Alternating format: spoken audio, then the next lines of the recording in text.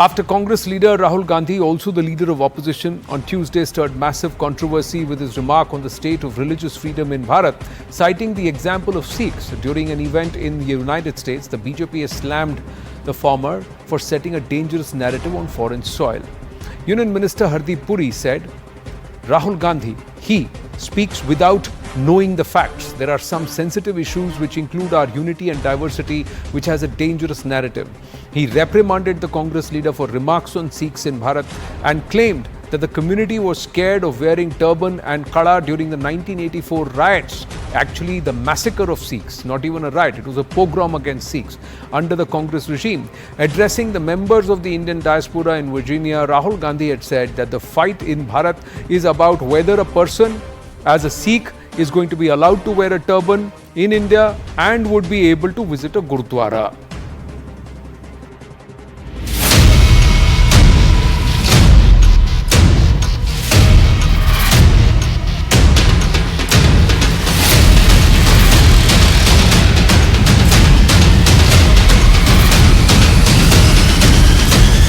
As a Sikh is going to be allowed to wear his turban in India. He as a Sikh is going to be allowed to wear a kada in India. He as a Sikh is going to be able to go to Gurudwara. That's what the fight is about. And not just for him. For all religions.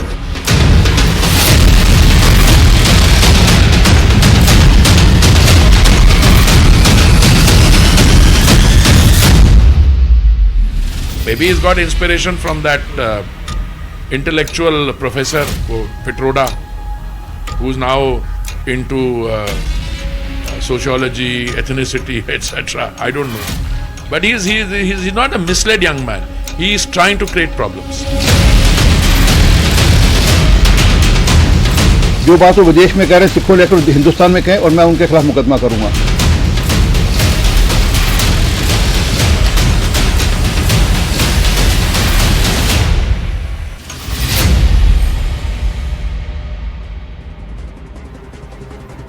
Let's go across to Ramneek Singh Maan and Dr. Anand Ranganathan, who are with us. Your thoughts on what Rahul Gandhi said, Ramneek Maan? Pathetic to begin with. Well, see, the leader of opposition seems to be the leader of division. Well, he's tried to divide India in every aspect, every way possible, whether it is on the, on the basis of caste, whether it's on the basis of state, whether it's on the basis of language, now religion. And to be very honest, Anand, when you ask whether a Sikh will be allowed to wear a turban, wear a kada or not, Anand, Ranganathan has met me several times. We've come across each other. This is my kada. This is my turban. This is my kirpan, my sirisa. I wear my case. I fly in the, domestic airlines, and the CISF never troubles me. They just touch and say, "Ki ji, aapka kirpan hai, Siri Saab hai, haan ji Siri Saab hai," and that's it. End of it. So where does this come from to begin with? I need to understand. Why did Rahul Gandhi at all have to bring this up? Well, he had to bring this up because he had to give some fodder to people who are setting an anti-India narrative. So it is his way of doing things, and then the ecosystem that there exists, or the toolkit gang will start propagating whatever he says. Now, as far as I am concerned, as a Sikh, let me tell you this, Anand, both Anand, that there was a time in India when Sikhs were very afraid and scared of wearing their identity, the turban, the case, their beard, the kada, the Siri Saab, the kirpan. That was 1984. And who was the Prime Minister then? His father. And has he admitted to it? Yes. The Prime Minister of India then, Rajiv Gandhi, said that जब एक बड़ा पेड़ गिरता है तो धरती हिलती है, और जब धरती हिलती है तो 5-6 हजार सिख मारे जाते हैं, और कौन मारता है उनको? The leaders of Congress Party. And what do we do with them? Do they get justice? Do they are brought to book? No.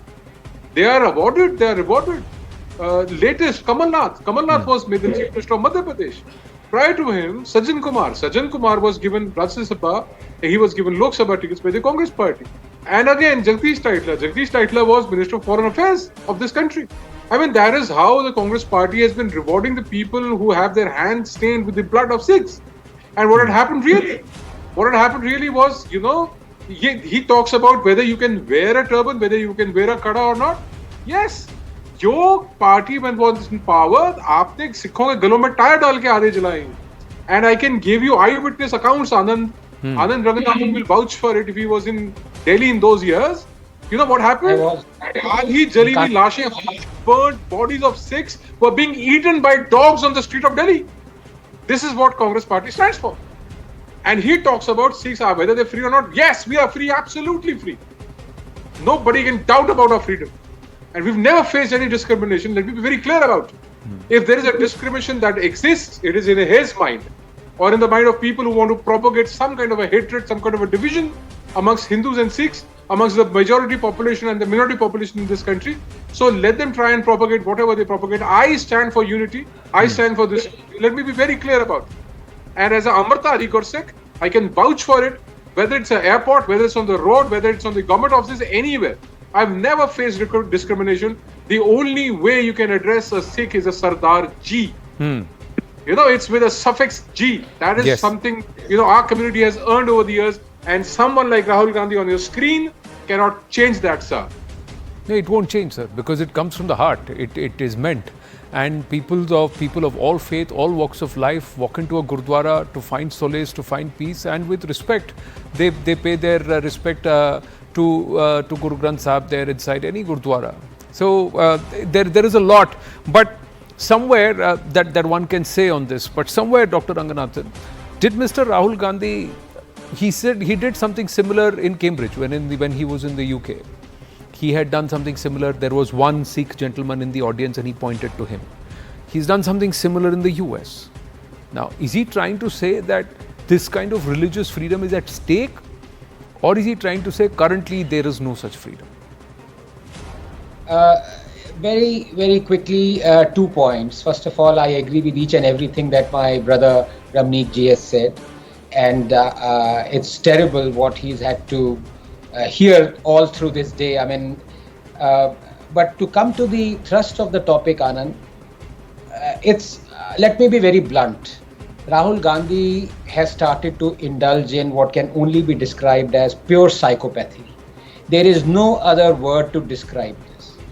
And there is a reason why he's doing this. You know that. Because he travels with an entourage of friendly media. He is the person who calls every other media or media outlet that dares to ask him uncomfortable questions. Either they are banned like you are, or they're called pliant like ANI is, or they are ridiculed in front of other members, or they're actually, the worst case scenario which actually happened, they're beaten up, which is what happened when somebody was called out. So there is zero accountability. Please remember this. He can get away by saying whatever he wants. Now, he can say whatever he wants. Nobody gives a toss as to whether it makes sense or not. But the point is, he is now deliberately stoking a division. And he has to be called out, and he has to be, I'm glad Mr. Puri, Ambassador Puri has called him out, because the government needs to call him out. We've been calling out, Manji has been calling him out for years. It has no effect. It's water off a duck's back. The point is, he is deliberately sowing this. I'll tell you why. He is trying to divide the Hindus and the Sikhs. He tried this with Hindus and Muslims. Now he's trying with Hindus and Sikhs, because he's already identified this government as Hindutvadis, Hindus. And now he's bringing this absolutely ridiculous, patently false statement which bears no grounding. He's bringing it because he wants to sow a division. He doesn't realize that this psychopathy is not going to wash, because if ever there was a community that was born out of dharma and has protected and saved the dharma, it is the Sikhs. They are the ones who upheld dharma, Anand. If you only were to read the last 1,000 years and you to realize our gurus, they're not just Ramneek's gurus, they're my gurus, they're your gurus. As somebody said, if you were to remove Hinduism from Guru Granth Sahib, only the book spine will be left. What does Harmandir Sahib mean? Whose temple it is? They are not just my brothers, they are my blood. And he's trying to sow this division. He has to be called out, and he has to be called out now. The other question, Ramneek Man, you want to say something internally is one part, but when you represent the country abroad, is there not a responsibility of what you're saying, how you're saying? Will you be so devoid of facts 27 crore Muslims, Sikhs 2.3 to 2.5 crore Sikhs in our country who are not even seen as minority. Sikhs don't even use the minority card. They don't even look at the minority, claim minority benefits. A 27 crore population keeps fighting for minority rights, etc. 2.5 crore Sikhs, more than 60,000 Parsis, Jains. None of them fight for this entire minority card, have they? And they've never been able, made to feel like minorities. Then why would he not go ahead and talk about this record of Bharat, irrespective of which side of the political divide he is? Why would he go out and paint a picture sitting in a nation which is orchestrating and harboring the likes of Gurupatwan Panu? That's why he's doing it. Well, okay, so Anand, it's an orchestrated campaign against the country, against the nation, to be very honest, number one. Number two, when you say he should speak responsibly, responsible, and Rahul Gandhi in a same sentence will be an oxymoron, to be honest with. Now, third, when you say, Sikhs claim to be minorities, no, we do not. But are they required? Is a certain section of Sikhs who require benefits? Yes, they do. But then again, there's a whole debate on reservations for poor or reservations for the minorities or reservation for a subcaste or a caste. But when you look at the politics, what Rahul Gandhi stands for, he stands for dividing the society, whether it is in the name of religion, whether it is in the name of caste, whether it's in the name of states, or whether it's in the name of language. Who played the card of Dalit Sikh versus Jat Sikh? Well, it was him. With Chani? With Charanjit Well, Chani? it was him. 100% it was him. Well, you see, Rahul Gandhi has been, his trademark has been division. Well, the Congress spokesperson will come and say, he speaks out of constitution that, India is a union of states. But when you talk about what Gurupatwan Panu says about Maharashtra, about Bengal, about Punjab, about Tamil Nadu, about Kerala, and what Rahul Gandhi says about India as a union of states, you relate it. You relate it when you talk about such people who talk about India not as a single unit. People, opposition, they come out and challenge the Indian army. They ask what happened really in Balakot, what happened in Uri, what happened in parts of Jammu and Kashmir. Was the army really competent? Did the Air Force really go in? Right. I mean, this is what the opposition stands for, and there is a track record that you need to look at and you follow and you see and you know that these people have not been talking about United India. I'm sorry to bring a reference. Why didn't he stand there and say that it was a Sikh regiment that gave the Chinese a bloody nose in Galwan?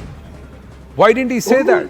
To avenge what happened to someone from the Bihar regiment, it was a Sikh regiment that caught up there and gave those PLA troops. Sikh regiment, it was also artillery of Sikh. Artillery of Sikh. Yeah. It was also Bihar. It was also Bihar regiment. Yes. So, yes, he will not say that because they have a MOU with the Chinese CCP. So, you really need to get through with the pages of the MOU as to what they signed. What is their understanding with the CCP? Unless you are clear with what their understanding with the CCP is, you'll not be able to decode correctly what is the reason of him saying what he says. Right. Dr. Ranganathan and Ramnik Man, please stay with me. Just want to bring another aspect to light. Now, here, this whole conversation about how do we portray our nation and leaders who are elected into parliament who have roles and responsibility, be it the Prime Minister or be it the leader of the opposition in the Lok Sabha, how are they supposed to project themselves? Let's look at this entire Bharat versus INDI alliance or the INDIA story. Here's an explainer on the two leaders, leader of the opposition Rahul Gandhi and Prime Minister Narendra Modi. What stands out or what comes out is a stark contrast between the two on how they project Bharat on foreign soil. We may have our political differences, but we have to take an unequivocal position about how we portray our nation to the world. Now, while speaking at the Cambridge University last year, Rahul Gandhi called for street justice. Rahul Gandhi said, now in a world where the media doesn't work, the way you fight is by mobilizing large numbers of people. It's difficult, it's tedious, it takes time, but that's the only way. You have to go through the street, right? That's what he said. Prime Minister Narendra Modi projected development of Bharat on foreign soil. PM Modi said Bharat is working on an unprecedented scale in education, skills, research and innovation. There was no mob justice that he spoke about. In 10 years, 2 new colleges have opened in Bharat every day. Shall I tell you more? Every week a new university has opened. Every 10th unicorn in the world is from Bharat. The total real-time digital transactions happening in the rest of the world are matched by Bharat alone. Our payments are digital and our processes are also digital. Bharat is moving towards a less paper, less cash, but seamless economy. That's what he says. So what is the picture that you would like to portray? Rahul Gandhi at Cambridge University said, and I quote, Americans value individual liberty, the Chinese value harmony. While PM Modi in Warsaw, in Poland, said, for us, this is not about geopolitics, but about values and traditions. Those who had no place elsewhere, Bharat gave them space in its heart and on its land. And history is rife with these stories, including that of the Parsis. Rahul in Brussels, Belgium, said, certainly there is an increase in discrimination and in violence in India, and there is a full-scale assault on the democratic institutions of our country that everybody is aware of. Internally in India, it's been commented on, and globally, it's been commented on. PM Modi in Russia said, we would ensure that poor women are empowered at triple the speed. Growth would be all-inclusive and nobody would be left behind in India's growth story. Rahul Gandhi in Brussels in Belgium said on the one side they are pushing this very monopolistic capitalist kind of a narrative. On the other side they are devastating the small and medium people. From where we are going to get a job, that's why we are having an unemployment crisis. PM Modi in Russia said. He emphasized on India's growth story and highlighted the contribution of youth in the field of innovation and entrepreneurship. PM Modi also highlighted how India has become one of the leading nations which has provided healthcare for the poor. Rahul Gandhi in the US said that institutions worked against the opposition and he labelled the media and the judiciary as pawns of the ruling government. PM in Austria said democracy connects both our countries. Respect for liberty, equality, pluralism and the rule of law are shared values. Both our societies are multicultural and multilingual. Celebrating diversity is part of both countries' traditions. Now, who's portrayed Bharat better? And is there no responsibility on every Indian to be the right ambassador for Bharat? Dr. Ranganathan. I have a couple of views on this. Ji. Number one, if one is truthful and if one stays with facts and only facts, verifiable facts, then according to me, and this is just me, one can say anything one wants. If others construe it as criticism or praise, let it be. So on American soil or any soil, if what is happening in India is great, I will portray it. If factually what is happening in India is not so great, I would say that as well. The problem is when Rahul Gandhi goes abroad and lies through his teeth and lies with every word that comes out of him. That is the problem.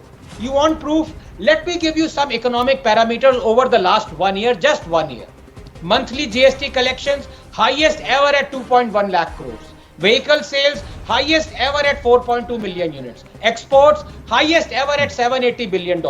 Income tax returns, highest ever at 68 million. Foreign exchange reserves, highest ever at $675 billion.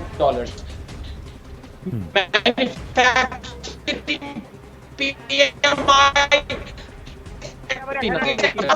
Central government debt to GDP ratio at a 5-year low of 56%. Inflation at a 5-year low of 3.5%. Inequality at a 5-year low of 0.4 GB. Sensex highest ever at 83,000. Did you note any of these facts narrated by Rahul Gandhi? Even one? No.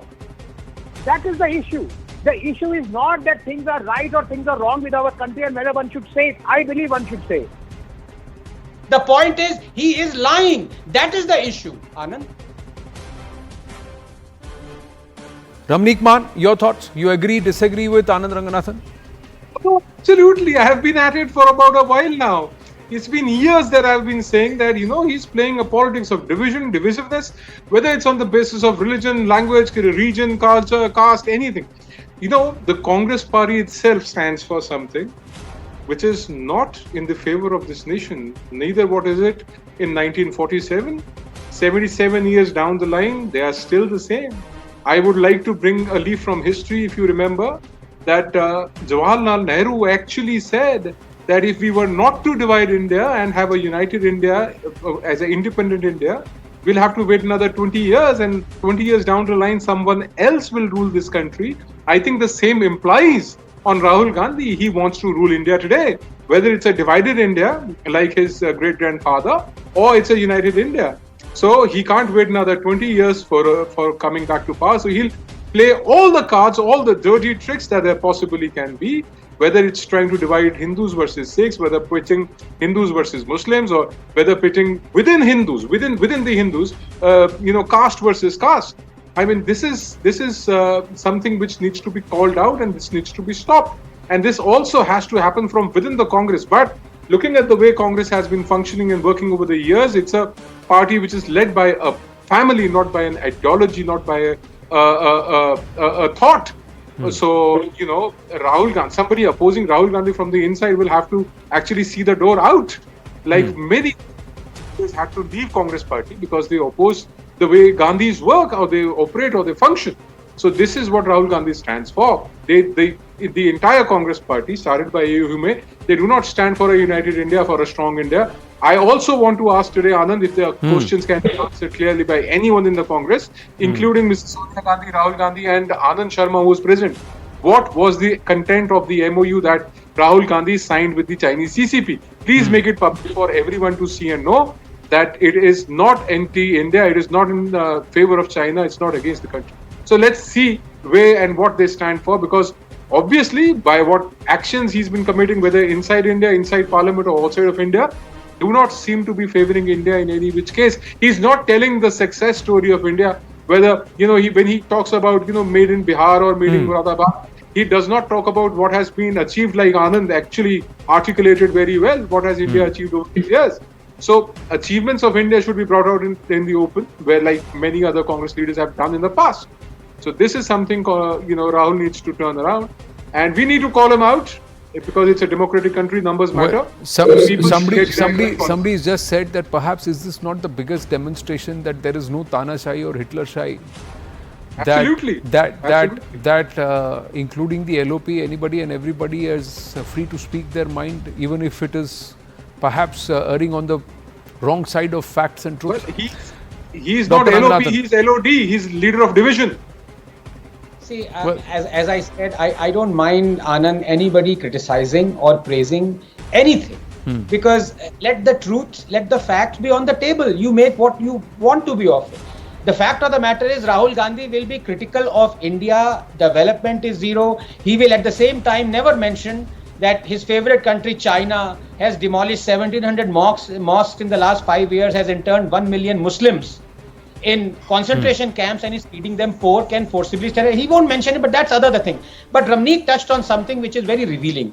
Let's talk about the psyche of Rahul Gandhi. Yes, I can admit that of those 10 or 12 facts that I rattled out, Rahul Gandhi will not even mention one. He will say, chalo, पिछले 1 साल में हुआ है. But you know what he started hating now? He's not just hating Narendra Modi.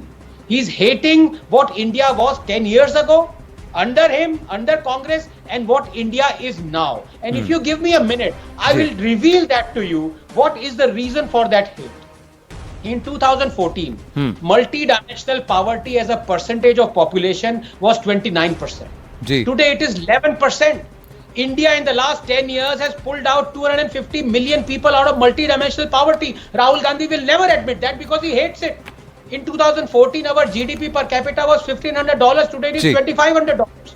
In 2014, our foreign exchange was 300 billion. Today they are 675 billion.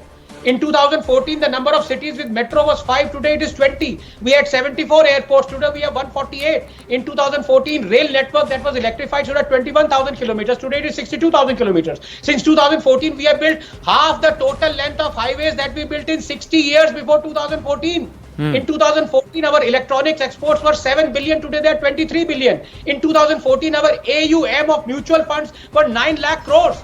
Today they are 63 lakh crores. And in 2014, there were 350 startups. Today there are 118,000 startups. So Rahul Gandhi not only hates what India has achieved in the last 1 year, he absolutely detests the comparison of what India was under Congress regime and what India is right now.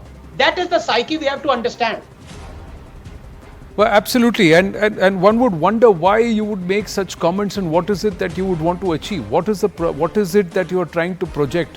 One would want someone who is not just sworn to the Constitution but held it to their head to turn around and ask the Five Eyes nations, ask America, ask the CIA, why is it that someone who's a wanted terrorist by Bharat has not been returned to Bharat? Why is it that someone who's being allowed in the name of Sikhi does not wear a patka, does not wear a kada, does not even follow the rules of Sikhi, talks about dividing Punjab and creating a separate nation in the name of Khalistan and talks about Khalsa? Hardeep Puri ji is with us, Union Minister. Hardeep Puri ji, namaste, Jai Hind, and tonight I will say Sat Sri Akal, sir. Thank you very, very much. On short notice, you have given us time. This is Anand here. How would you want to respond to Mr. Rahul Gandhi and his comments that Sikhs in Bharat have to worry about wearing a turban, a kada, carry a kirpan, follow the 5 Ks or the principles, foundations of Sikhism? Well, Anand, first and foremost, the young leader, who now also happens to be the leader of opposition, needs to be asked where he is getting these ideas from. I mean, this is just picking it out from somewhere. I have not come across a single case within India or outside where a member of my community has told me that he or she follows or has any difficulty in following the basic tenets of Sikhism, which means either going to a Gurudwara Sahib or wearing a turban or wearing a kada. I've never come across a single case. So here is this man on foreign soil, and as leader of opposition, he just goes and makes this outlandish statement. So all I would turn around and say is that some context setting needs to be done by this so-called young leader.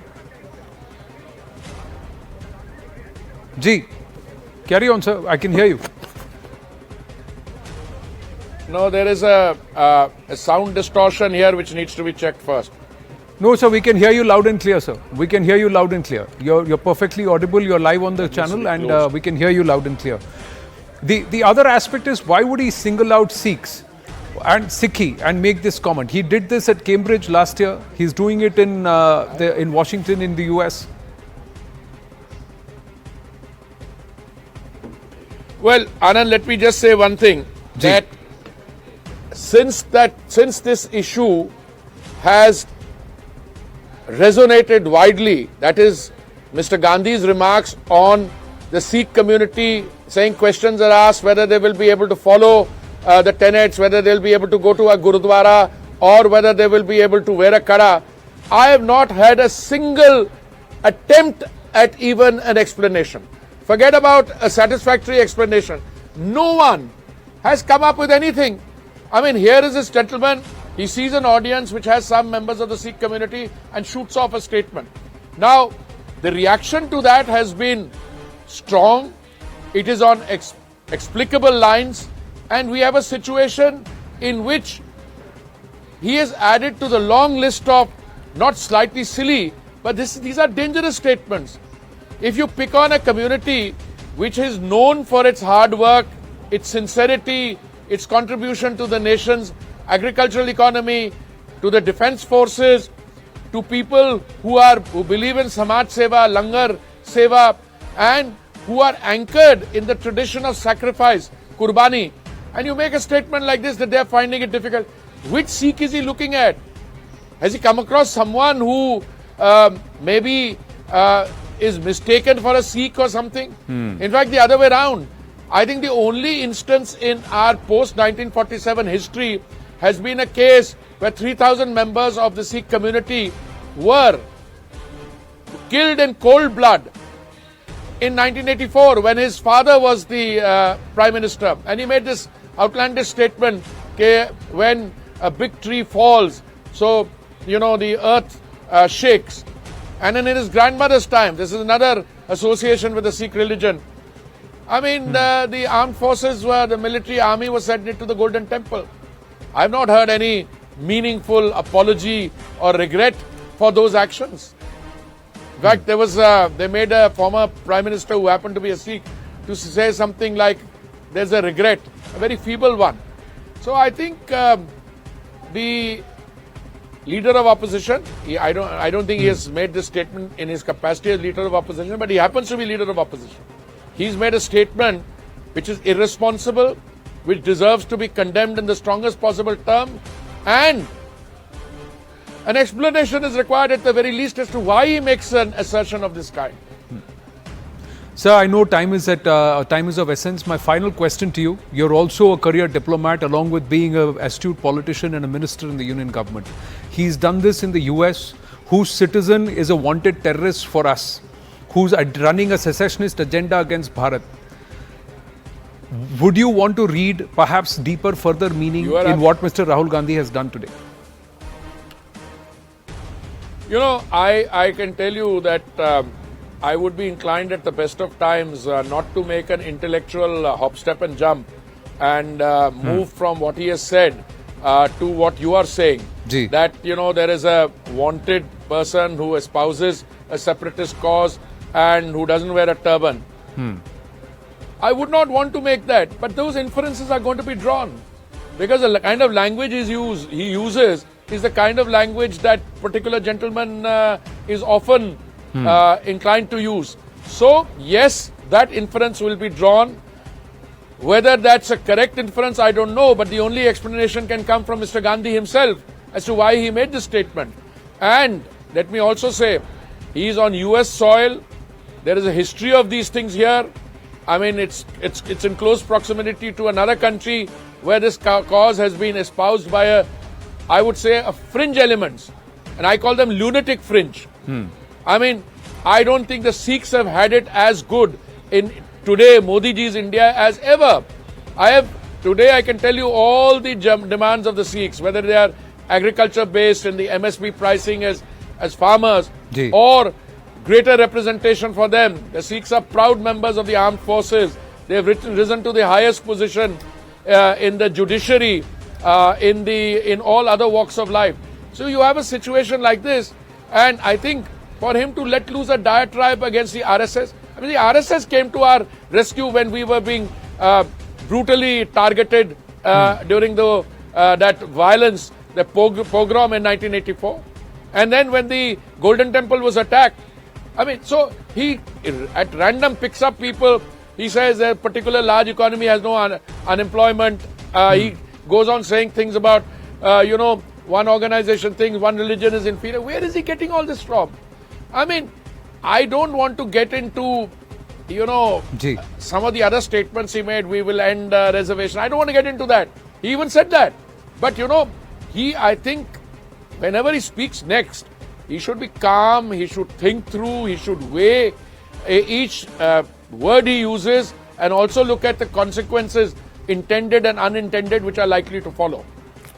Hardeep Puri ji, thank you very, very much. Another thing that we love about Sikhs, then they make a commitment, they honor it, no matter what and how much you're pressed for time.